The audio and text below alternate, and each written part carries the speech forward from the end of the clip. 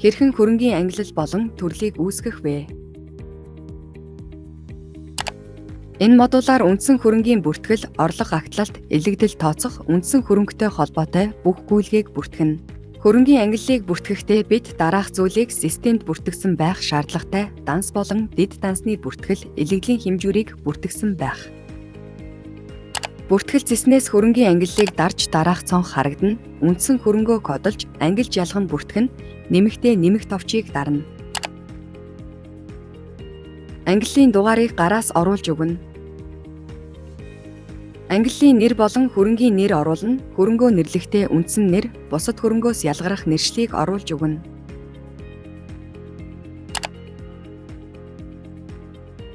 Хөрөнгийн дансыг бүртгэлтэй хөрөнгийн дансны жагсаалтаас сонгож өгнө.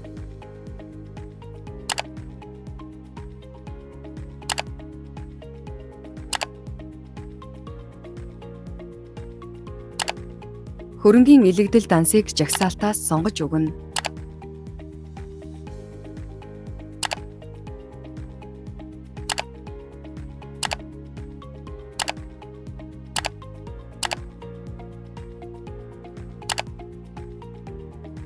Элэгдлийн хугацаа тухайн үндсэн хөрөнгийг ашиглах хугацааг зааж өгнө. Элэгдлийн хэмжүүр элэгдлийн хэмжүүрт бүртгэлтэй жагсаалтаас сонгоно. Оруулсан мэдээллээ шалгаад хадгалах товч дарна.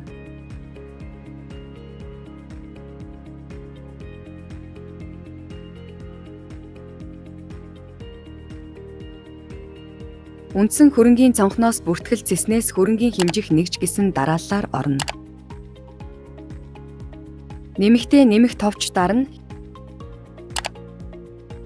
Хэмжих нэгжийн дугаар дээр жил гэж оруулсан байна. Аль төрөлд ашиглахаа сонгож өгнө. Жишээ бичлэгт элэгдлийн хэмжүүр дээр ашиглахаар сонгож өгсөн.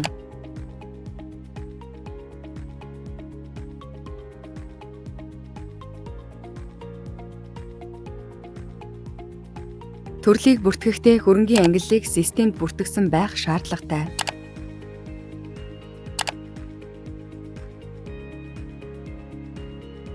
Нэмэгтээ нэмэх товч дарна. Төрлийн дугаар болон нэрийг ашиглахад хялбар ойлгомжтой байхаар гараас оруулж өгнө.